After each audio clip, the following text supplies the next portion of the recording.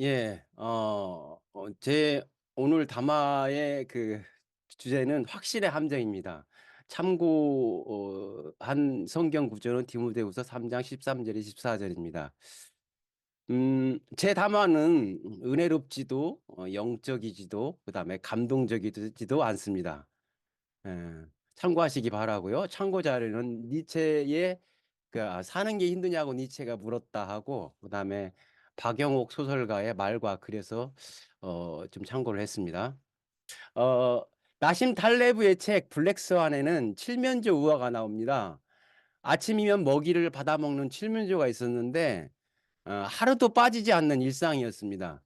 아침에 모이를 준다는 칠면조의 생각은 점차 확신으로 변했지요.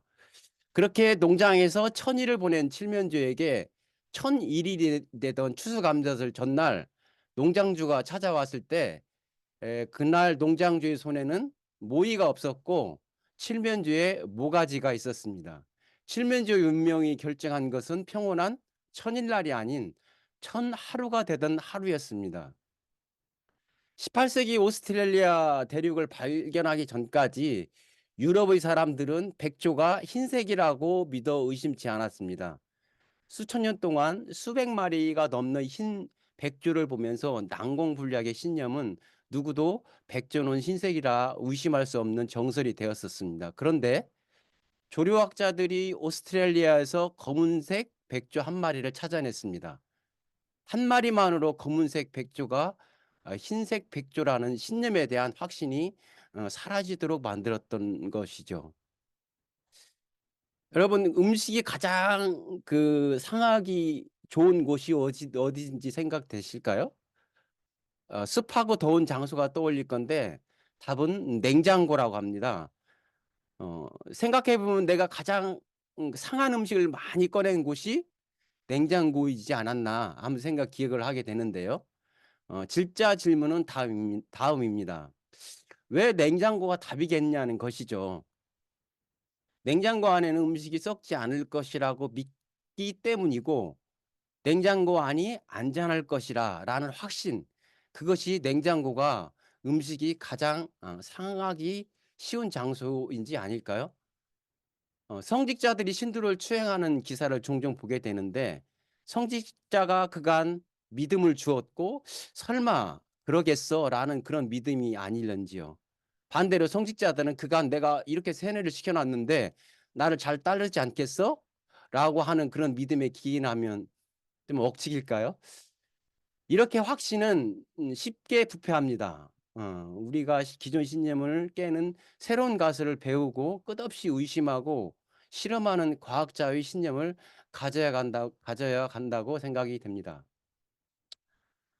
아 찬송가 중에 310 장으로 기억하는데 하나님의 은혜로 이 쓸데없는 자 왜 구속하여 주는지 난 알 수 없도다. 내가 믿고 또 의지함은 내 형편을 잘하는 주님. 늘 보호해 주실 것을 나는 확실히 아네."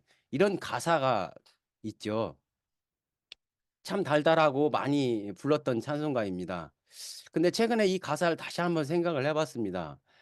이 쓸데없는 자를 과연 사랑할까? 과연 나는 정말 쓸데없는가? 어 물론 역설법을 사용했다고 할 수도 있습니다. 근데 저는 여기에 참 동의가 되지 않습니다. 기독교의 기본 교리가 하나님 없는 인생은 쓸데없고 벌레보다 구더기보다도 못한 인생이라고 펴는 논리는 성경 곳곳에 쓰여져 있음을 누구나 알 것입니다. 일주일을 각자의 삶에서 열심히 살았다면 주일마다 왜 회개 기도를 해야 되는 건지, 이게 합당한 것이 의문입니다. 아무리 선하고 착하게 살아도 그 안에 하나님이 없다면 가치 없다는 기독교의 기본 교리는 참 의문에 저희한테는 회의적입니다. 누구나 그 인생은 자체로 의미 있다고 가치 있다고 생각이 됩니다.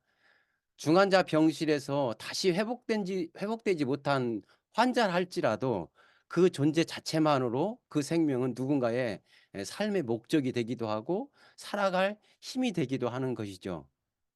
또 후렴구에 "늘 보호해 주실 것을 확실히 아네."라는 가사가 있는데 참 과연 확실히 안다고 할 수 있을지. 앞에 몇 가지 예를 들어서 설명해 드렸는데 참 과연 확실할 건지 생각을 해 보게 됩니다. 기독교에서는 제일 많이 쓰는 단어 중에 하나가 믿음이죠. 나는 확실히 믿네."라고 하지 않고 "확실히 아네."라고 한 것은 참 강한 의미가 있다고 생각이 듭니다. 우리는 오늘 다음엔 내일이 온 것을 믿는다고 하지 않고 여름 다음에는 가을이 온다는 걸 믿는다고 하지 않고 다 안다고 하죠. 그냥 너무나 당연한 것이기에.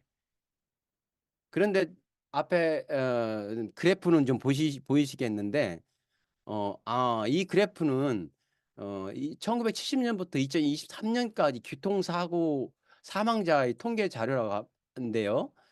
2003 년도가 최소로 적게 나타납니다. 2,551 명이 교통사고로 사망을 했는데 이 통계가 도로교통에서 나왔는데 이 많은 사람들이 2,000명 가까이 되는 사람들은 하나님이 지켜주지 않아 하고 또한 가사처럼 늘 보호해 주실 걸 확실히 아는 사람이 아니었을까요?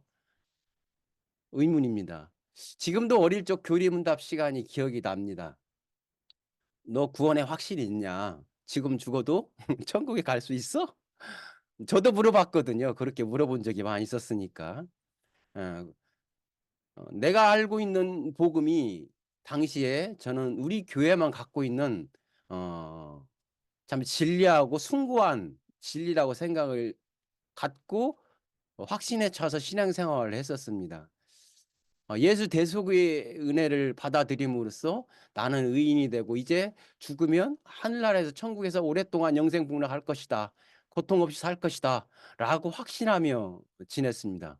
그런데 어 또 지나다 보니까 이 갖고 있는 복음이 누구나 너무나 다 알고 있는 어떤 면에서는 더 숭고하게 지키는 사람도 있다라는 것을 알고 깨닫게 되었습니다. 어떤 면에서는 제가 이 확신을 가질 수 있었던 것은 내 자신보다는 주변에서 함께하는 교우가 그렇게 말하니까 따라서 하지 않았나 그런 생각이 듭니다. 의심하는 것은 비성경적이 아니라 생각됩니다. 유대인에게 배워야 할 것 중에 하나가 끝없이 생각하고 의심하는 그런 생각을 갖고 있는 것이 아닐까요?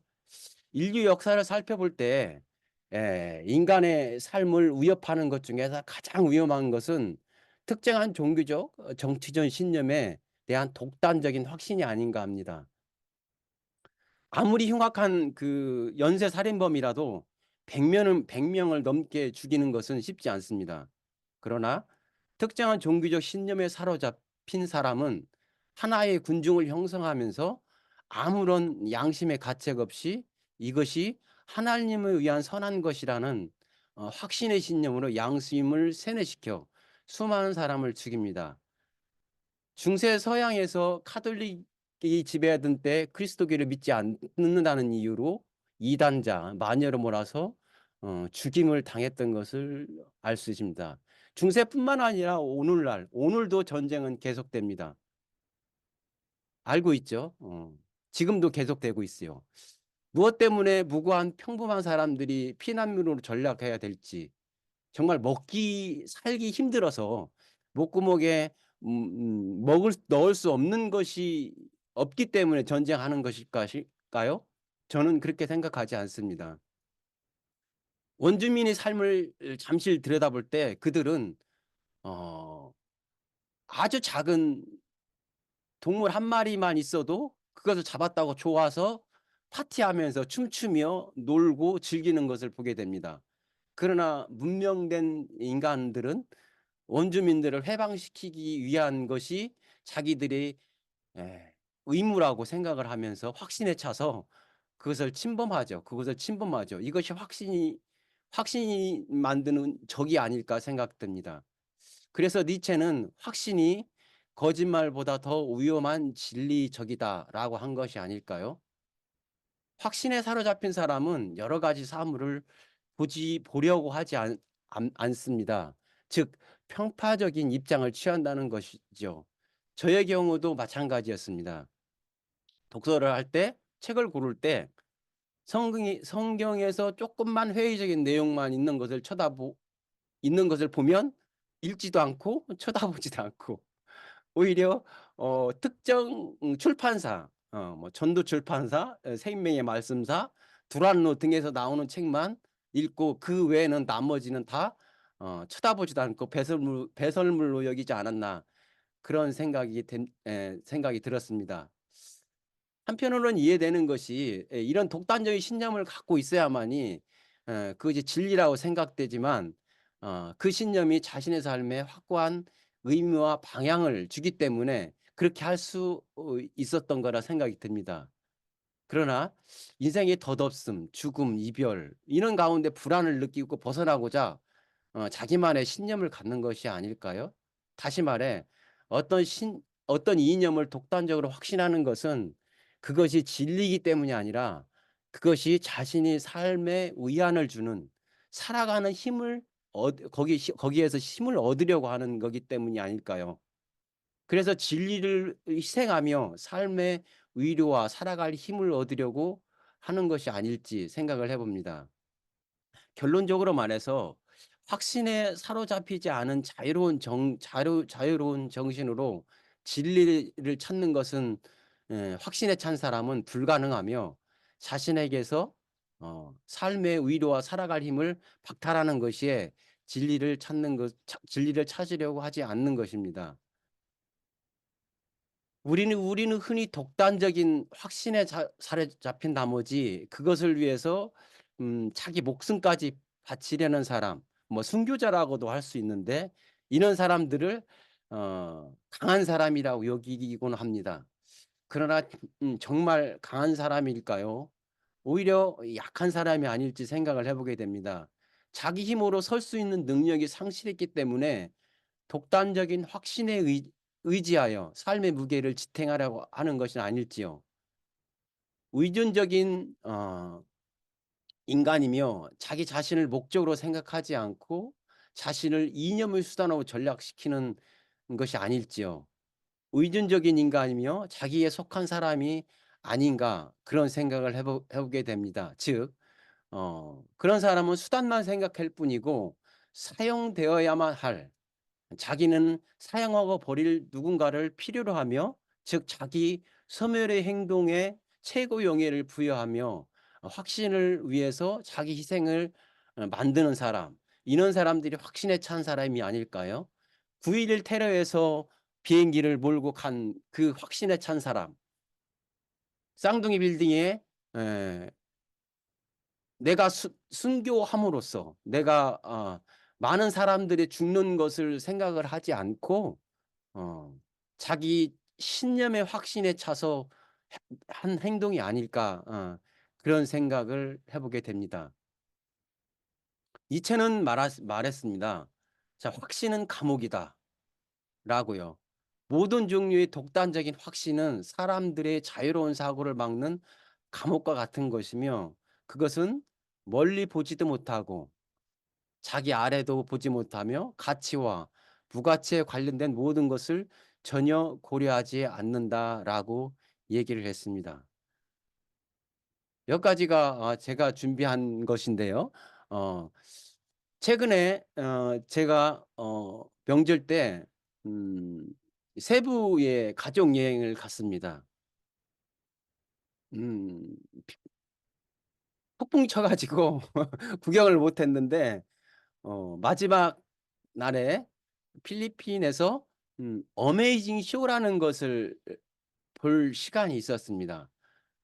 일반 쇼하고 비슷한데 많은 그 배우들이 나와서 어 어 뭐 댄스, 춤, 각 나라의 고유 전통의 유명한 것들을 보여주는 그런 시간이었습니다. 우리나라에는 부채춤이 이렇게 나오고, 마지막에는 프랜카드로 "독도는 우리 땅"이라고 프랜카드가 쫙 펼쳐지더라고요. 그럴 때 사람들이 박수를 환호를 하는 걸 봤습니다.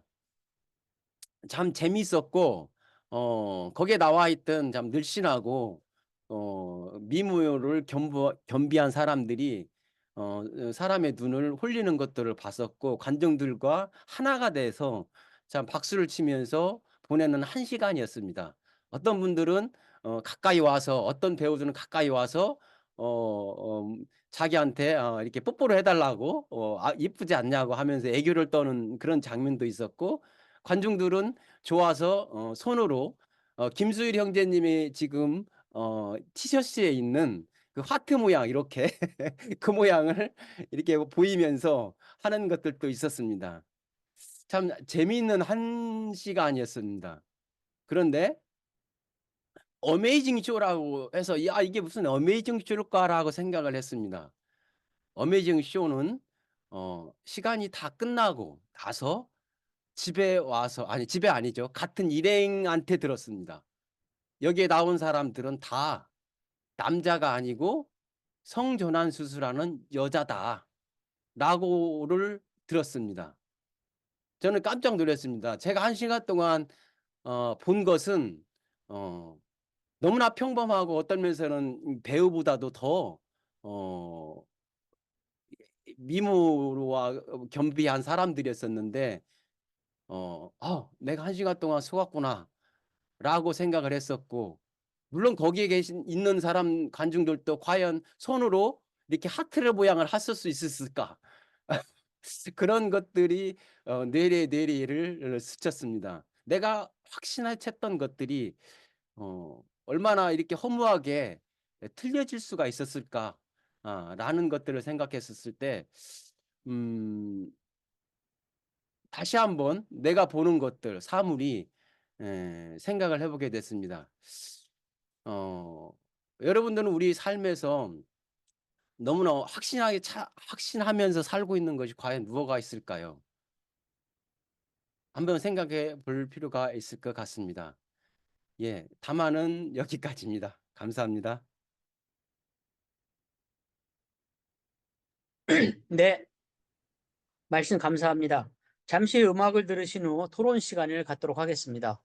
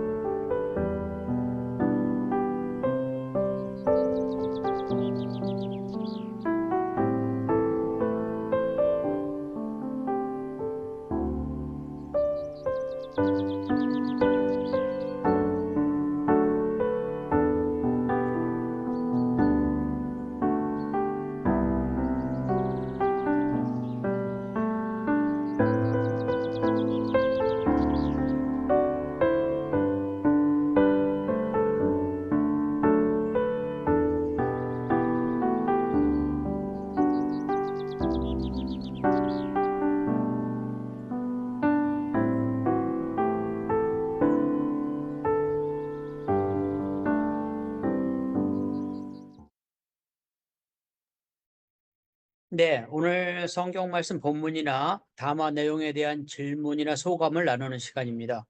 말씀하실 분은 마이크를 켜주시면 발언권을 드리도록 하겠습니다. 많은 분들이 골고루 발언하실 수 있도록 발언은 2분 정도로 해주시면 좋겠습니다.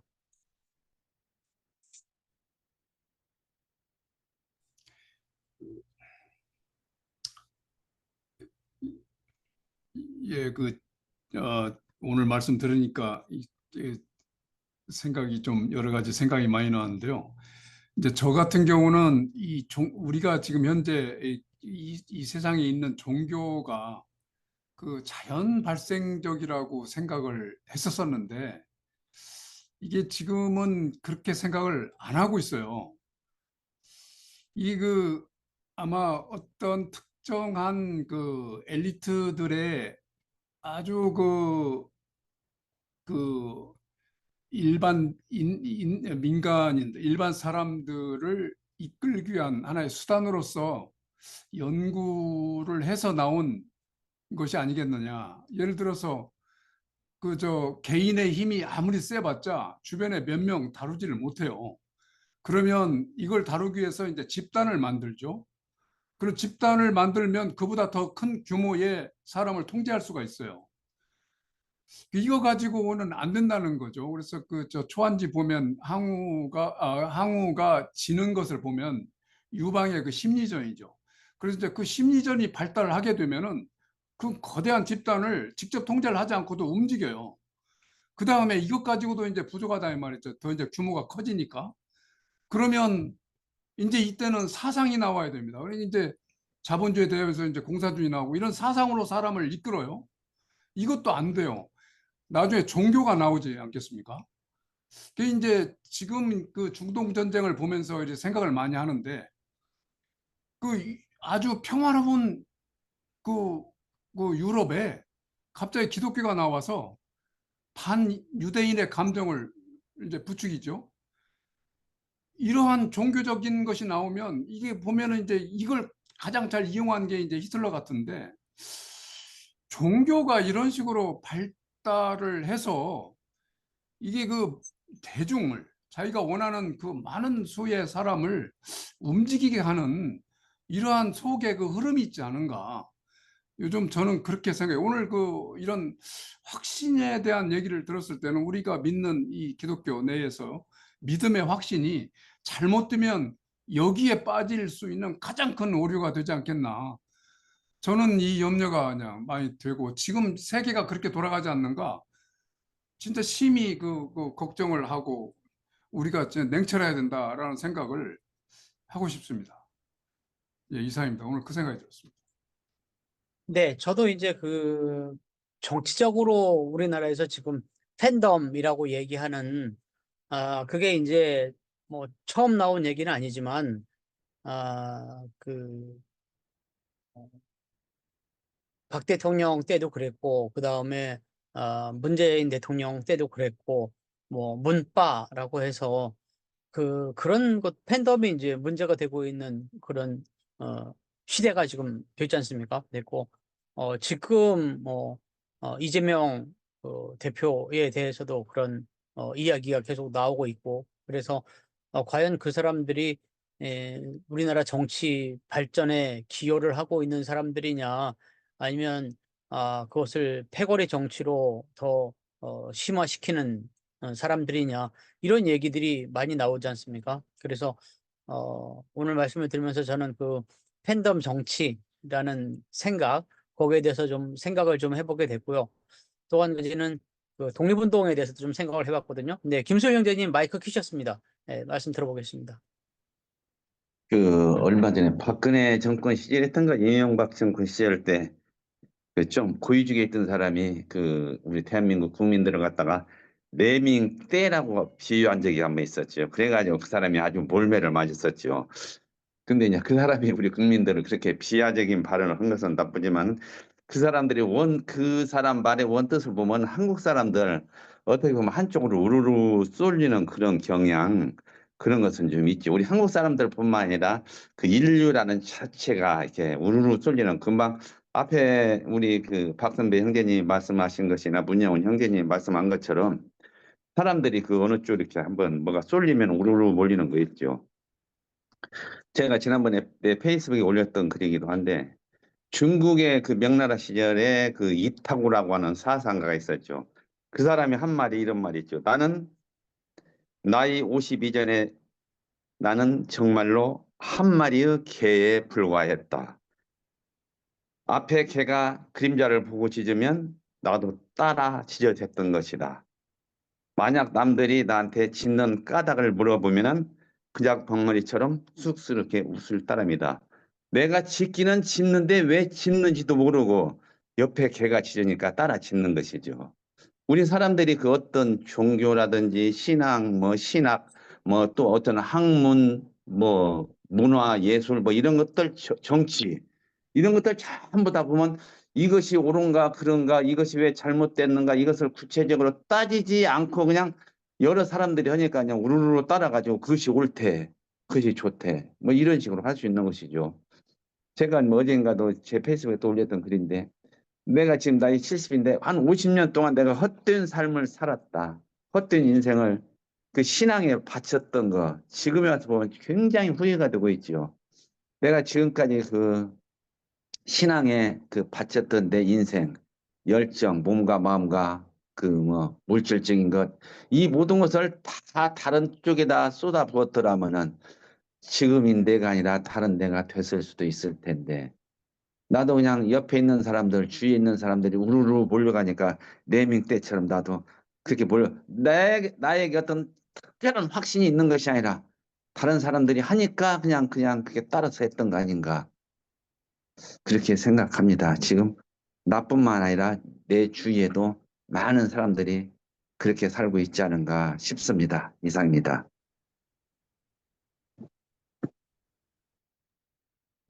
어떻게 보면 지금 오르르 몰려간다라고 하는 것은 뭐 군중 심리 비슷한 것 같은데, 네, 이동규 형제님 말씀해 주십시오.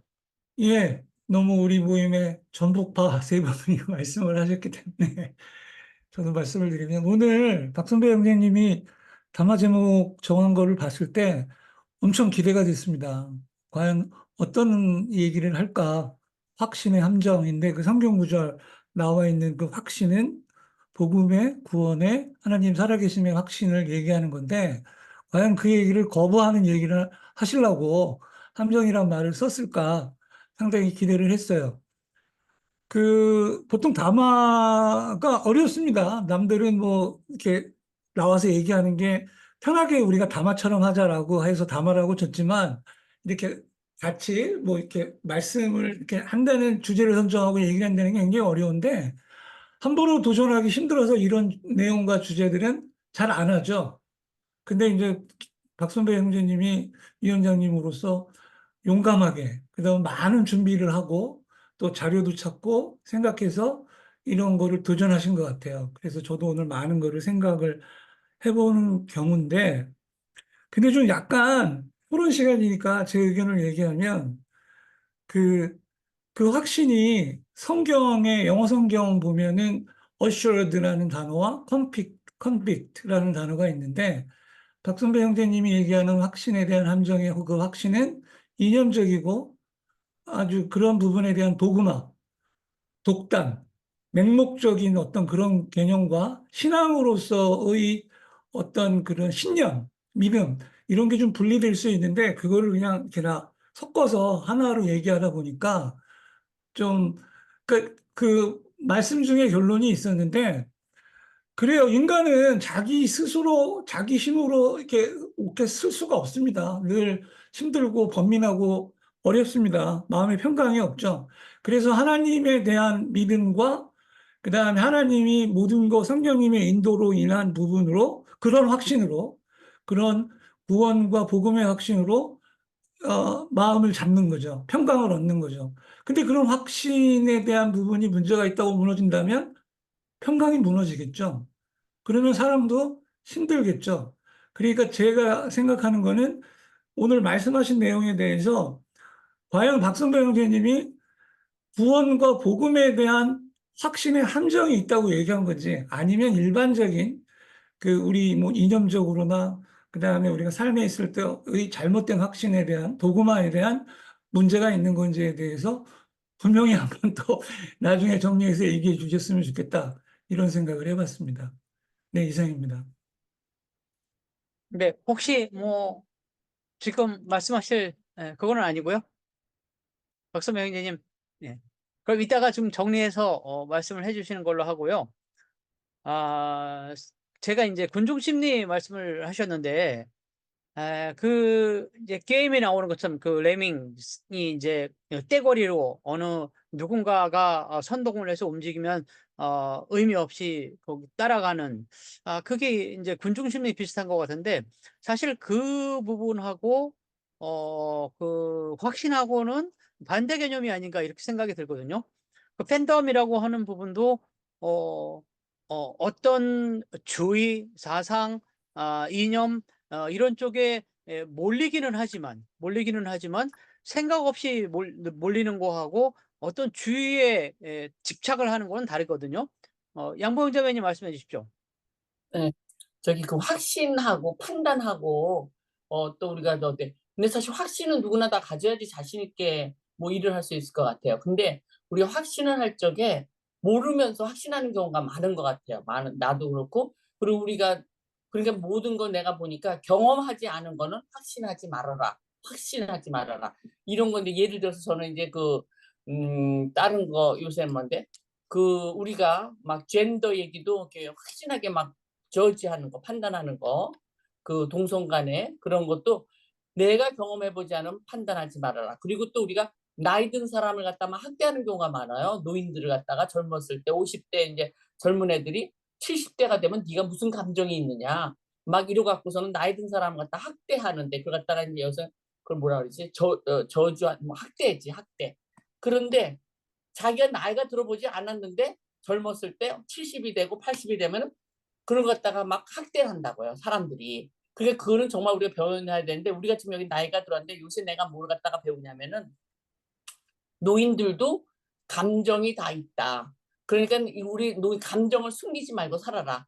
70대, 80대도 사랑의 감정을 느끼고 다 똑같이 하는데 자식들은 뭐 70대에 사랑한다 그러면 이거 무슨 일이냐 난리가 나고 막 그냥 70대는 그런 감정이 없는 사람처럼 행동하고 막 아주 억압적으로 막 뭐든지 다 하잖아요. 그러니까는 그런 거를 벗어나서 우리가 네가 나이가 들어보지 않았는데 모르는 거예요. 나도 50대는 70대도 저렇게 뭐 연애를 할 수 있을까 뭐랄까. 나이를 들어봐야지 알지. 나이가 들지 않으면 모르는 거니까 그런 감정은 죽을 때까지 생기는 거니까 그걸 갖다가 막 사람들이 저지를 받고 그리고 우리나라에서 젠더 문제도 그래요. 내가 그렇게 태어나지 않았단 말이에요. DNA가. 그리고 우리가 막 일본 성경에서만 그렇게 윽박지르지만 성경에서도 우리가 그게 조금 이게 다른 면도 있지만요. 진짜 동성 간에 연애하는 애들 보면은 여자같이 생겼어요. 남자애들이. 그리고 여자애들도 보면 남자같이 생겼어요. 그런 스페셜 DNA를 타고난 애들인데 우리가 지가 경험을 안 하면서 무조건 욕하는 거야. 그런 사람들은. 그렇게 하면 안 된다. 그리고 확신에 차가지고 막 너는 그러면 안 돼. 그리고 그렇게 하면 안 된다 그러고 그리고 우리가 이제 확신에 찬 거는 뭐냐면은 판명 난 거. 다른 사람들 윤석열이 같은 사람의 뭐 판명 난 거는 우리가 욕할 수 있죠. 판명 난 거.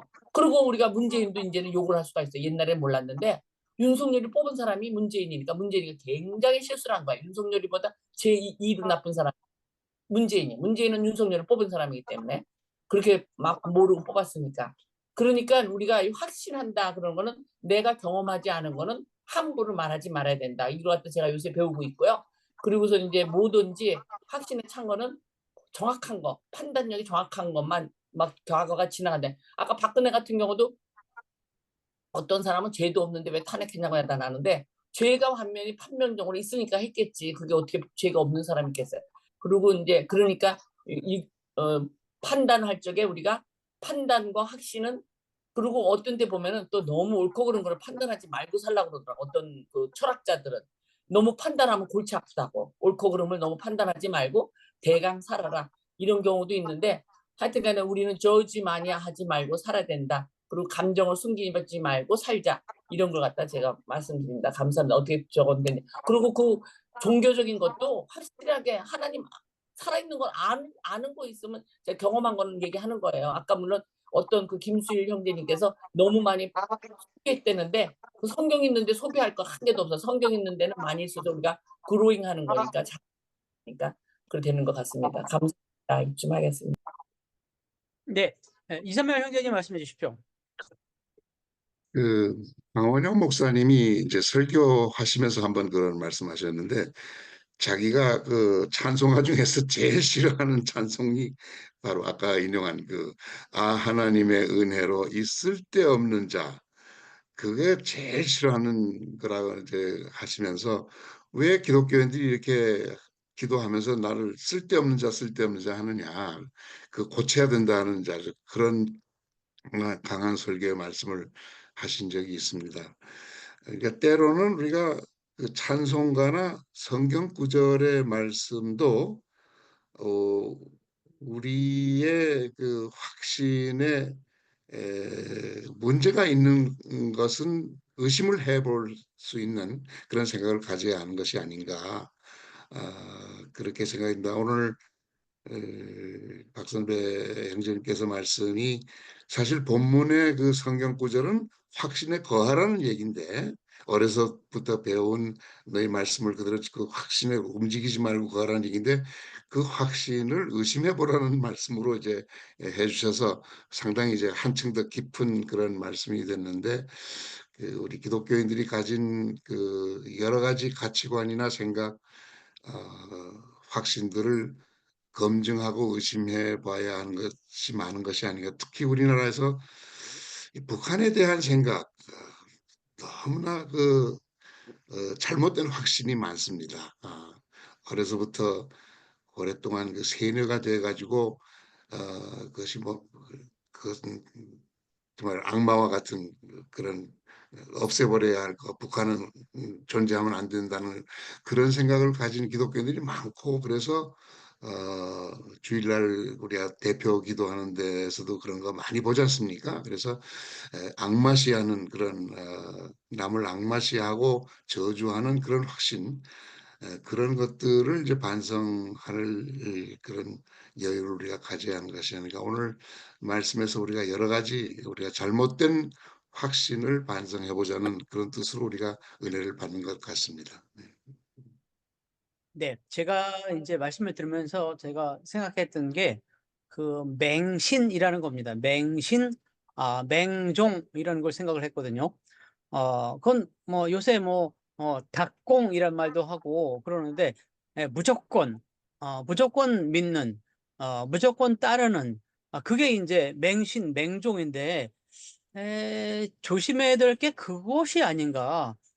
확신이라고 하는 것은 이유가 있는 원인이 있는 믿음이라고 한다면 맹신이라는 것은 이유 없이 따르는 그야말로 레밍이 무리를 지어서 따르는 것 같은 그저 앞에서 누가 달리니까 그것을 따라서 동참해야 될 것 같은 그런 것 때문에 그렇지 않으면 손해볼 것 같은 생각 때문에 그런 것 같습니다. 네, 이승용 형제님 마이크 켜셨습니다. 말씀해 주십시오. 네, 네, 안녕하십니까. 제가 좀 늦게 들어왔습니다. 네, 오늘 저는 느낀 게 몇 가지 있는데 지금 정리가 안 돼가지고 생각나는 대로 이렇게 몇 가지 말씀드리겠습니다. 우선은 오늘 불가지론에 대해서 어떤 많은 공감대가 형성되었다는 걸 느꼈고요.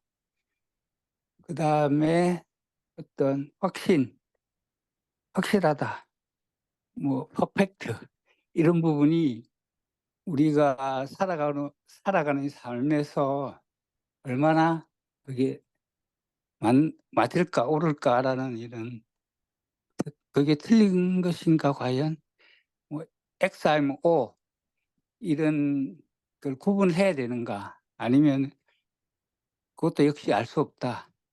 항상 그런 미지수의 삶이 아닌가 그런 생각이 들었습니다. 그리고 오늘은 어떤 박선배 형제님의 어떤 내 끝부분에 좀 들었지만 어떤 신앙에 대한 사유, 철학 이런 거를 좀 생각하게끔 하는 이런 담화가 아니었나 이런 생각이 들었고요. 저는 좋습니다. 좀 어떤 그런 담화를 듣고 나서 딱 또 떠오르는 생각이 과연 신은 있는가?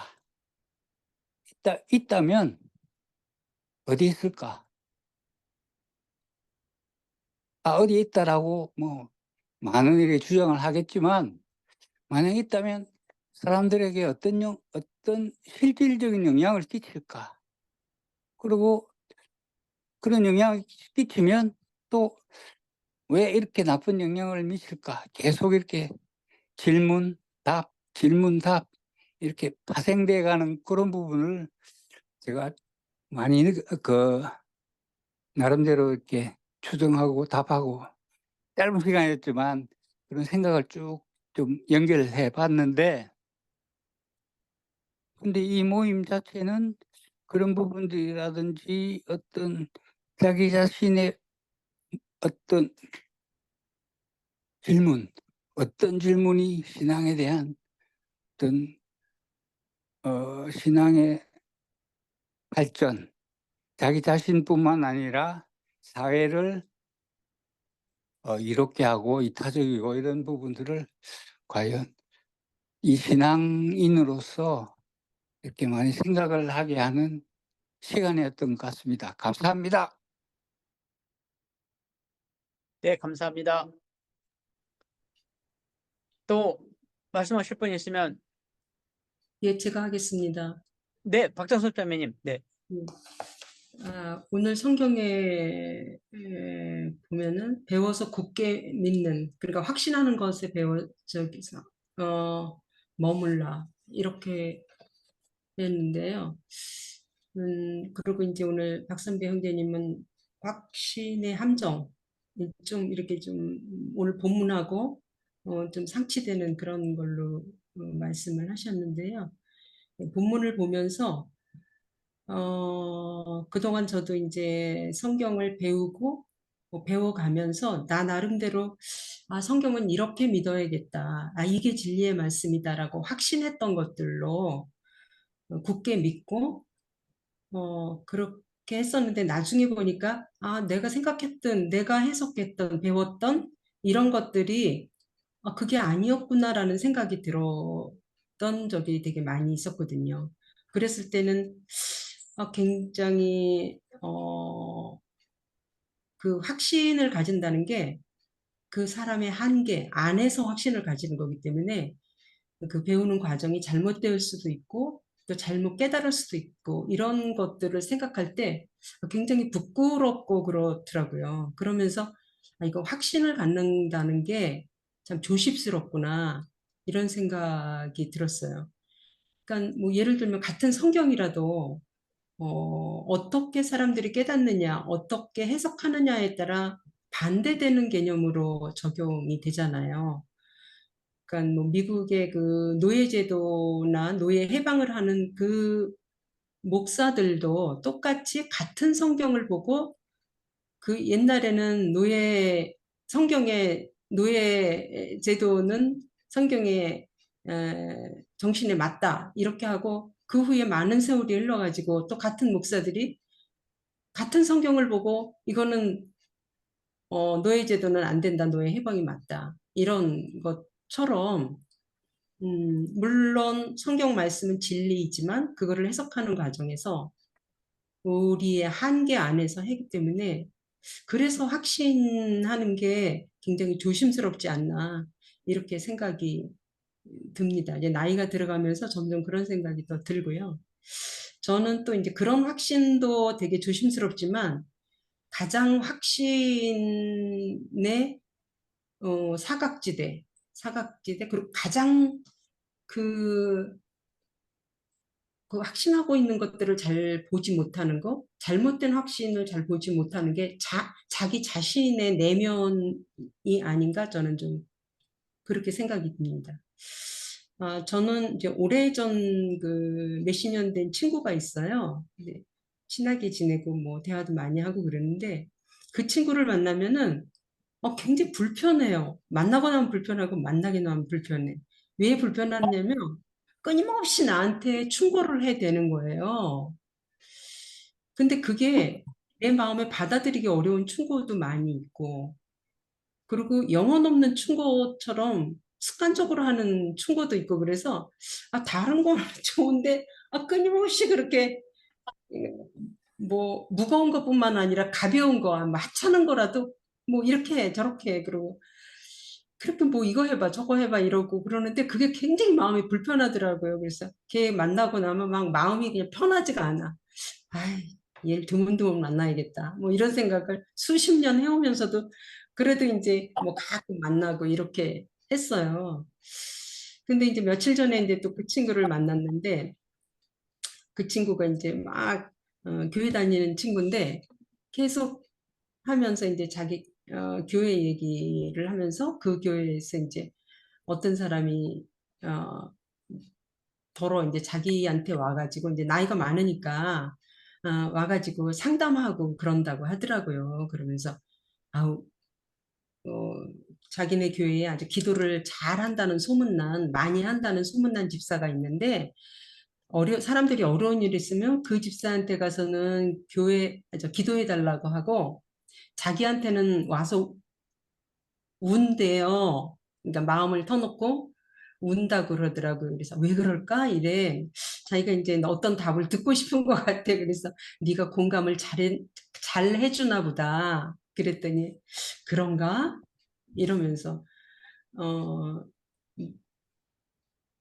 그러면서 그러더라고요. 그래서 아니 나는 그래 그냥 하면은 두들겨주고 그러지 내가 답을 주지는 않아 이렇게 하더라고요. 그래서 내가 그래 남한테 충고하는 거는 그 사람들은 답을 바라고 오는 게 아니라 그냥 마음을 얘기하고 싶은 것뿐일 거야. 그리고 정답을 자기 나름대로 정답을 해주는 게 그게 잘못된 것일 수도 있어. 마음을 그 사람을 불편하게 해줄 수 있어요. 아우 나는 절대 안 해. 절대 충고를 안 해. 막 이러더라고요. 근데 그 친구는 옛날보다는 조금 줄었나? 거의 비슷하게 여전히 충고를 해대요. 그날도 만났을 때도 여전히 나한테 그냥 뭐 큰 문제는 아니지만 여전히 충고를 해대는데 나는 절대 안 한다고 그러더라고요. 그래서 그 모습을 보고, 자기 자신을 이렇게 모르는구나. 나는 수십 년 전부터 내가 충고하는 것 때문에 너무 불편했는데, 나는 충고를 안 한다고 하는 그런 확신. 그래서 거기서 또 내 모습을 봤어요. 나도 남이 충고하는 걸 이렇게 싫어하면서 나는 그걸 안 해야지 하고 마음에 다짐하고 난 안 하는 사람이라고 생각하고 있지만, 나도 모르게 이 친구처럼 남한테 충고를 해대고 있을 수도 있겠다라는 생각을 하면서 나는 이거 절대 안 해. 난 이건 안 하는 사람이야 라는 그런 확신을 버려야겠다라는 생각을 며칠 전에 했습니다. 이상입니다. 네, 감사합니다. 김경현 형제님 말씀해 주십시오. 네.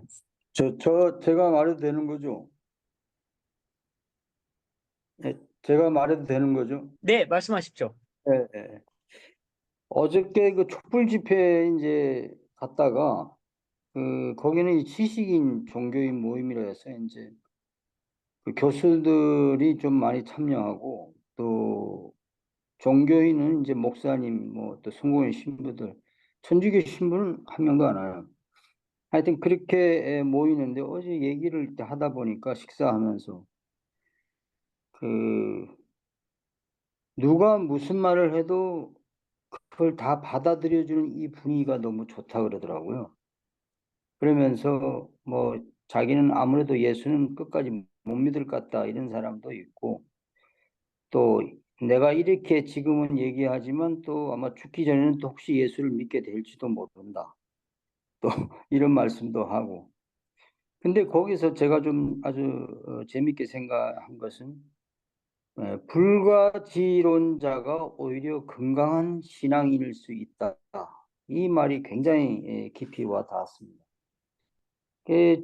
저 자신도 누군가가 이게 옳다고 강력하게 얘기하면 일단 의심부터 하는 그런 습관이 있어요. 그러니까. 그러다 보니까 그냥 듣기만 하고 그냥 제 의견은 또 어릴 때는 못 모르고 막 내 의견을 또 막 설파했는데 그게 또 세월이 지나면 또 아닌 경우가 많고 이래가지고 그냥 듣기만 하는 쪽으로 가야겠다 이렇게 생각하고 있죠. 근데 이제 의견을 굳이 말해보라 하면 또 말을 또 안 할 수 없어서 이제 좀 애매하게 얘기하는 편이죠, 제가. 잘 모르니까. 근데 그 50에 깨달을 수 있는 내용이 있고 60에 깨달을 수 있는 내용이 있고 70에 깨달을 수 있는 내용이 있고 세월이 가면 갈수록 이게 오래 살면 깨닫는 어떤 그런 경지가 있다는 걸 알게 되고 물론 이제 뭐 치매로 들어갔는데 그걸 경지를 할 수는 없는 거겠지만 그러나 또 100살을 사는 사람의 또 어떤 얘기를 들어보면 이게 또 이런 세계가 있구나 그런 걸 또 경험하게 되거든요. 그래서 어쨌든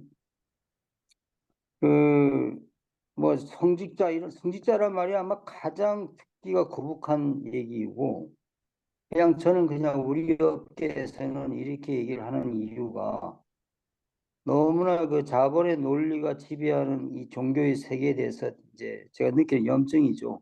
결론은 나 돈 벌려고 하는 짓 아니냐 이런 또 저의 또 좀 냉소적인 태도도 있습니다만 하여튼 뭔가 확신을 전해주고 진리를 정해주고 하는 이 직업 자체가 굉장히 문제가 있다.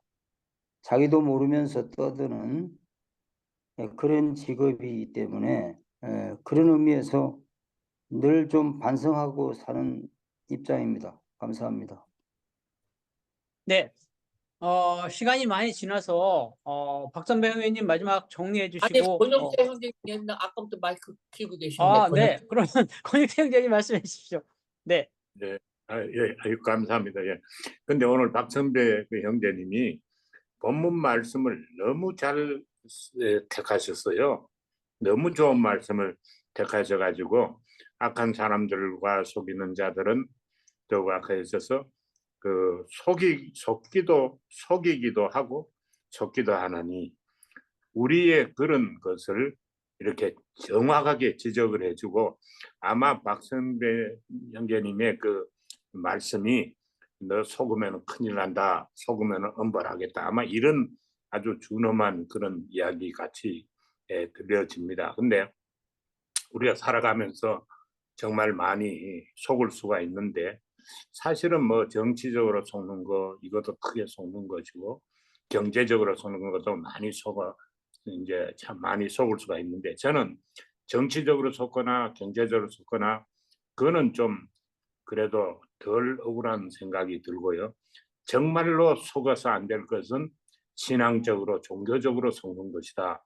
그런 생각이 드는데 저는 다행히 참 행운이 있어서 이민을 와가지고 그런 탓에 또 이제 좋은 목사님을 만나서 여기서 이 종교적으로 속지 않아서 요즘 나이가 좀 들어서 다른 자부심보다가 이게 종교적으로 진짜 내가 속이는 사람이 되거나 아니면은 속아서 살았으면 너무 참 한심할 텐데 그렇지 않아서 정말 다행이다 그런 생각이 들고요. 그래서 저는 성경을 볼 때마다 그 생각을 합니다. 경제에서 신용평가기관 중에 스탠다드 푸어스나 뭐 그런 이제 그 모디 이런 거 있는데 성경이 그런 검증이 저거라고 책이라고 제가 그런 생각을 합니다. 그래서 그걸 가지고 정말로 우리가 맞는지 틀리는지를 점검하고 이렇게 또 내 자신이 생각하고 알고 있는 지식이 얼마나 틀렸냐 맞느냐 점검하는 그런 거로 필터링하는 거로 참 하나님 주신 선물이다 하는 그런 생각을 하는데 오늘 본문 말씀을 택한 박선배님의 이 통찰력이 참 너무 감사한 생각이 들어서 감사하다는 말씀 드립니다. 감사합니다. 네. 박선배 형제님 마무리해 주시고 기도 부탁드리겠습니다. 예. 우리 아들람에 참석하시는 모든 분들은 이게 꿈보다 해몽이 다들 좋으신 분이 아닌가 생각됩니다. 참 부족하고 이게 중언부언하고 그랬는데도 불구하고 참 해석을 나름대로 해 주시고 깊은 의미를 갖고 있는 것에 대해서 감사를 드립니다. 특히 이삼열 교수님의 어떤 그런 그 깊이 있는 것까지 너무나 좋았습니다. 이동규 형제님 질문 비슷한 것을 해 주셨는데 저는 그렇습니다. 십자가 대속의 복음이 나만 갖고 있는 것이라고 하는 독단에 빠져 있는 것들은 참 경계해야 되는, 나만 갖고 있는 확신이다라고 하는 것은 경계해야 될 부분이고, 이것이 말기 암 환자의 희망과 그다음에 위로를 주고 죽음에서 당당하게 갈 수 있도록 한다면 얼마나 좋은 그런 복음이지 않을까 그런 생각이 들고, 역으로 테러리스트가 이 복음을 가지고 나는 죽어도 이제 하늘나라에 가서 영원히 살겠다라고 생각하시는 그런 테러리스트가 저지르는 행동은 이건 너무나 안 좋은 확신이 아닐까, 이런 취지로 이해하시면 될 것 같습니다. 이승용 이제님 신에 대해 얘기했는데 신을 누가 그렇다고 그래요. 신이 있냐 없냐 자꾸 물어봤다고 그래요. 철학자한테. 그래서 신은 있다고 생각하는 사람한테는 신이 너 자신한테 있고, 없다고 생각하면 너 사실은 없다라고 얘기를 했다고 합니다.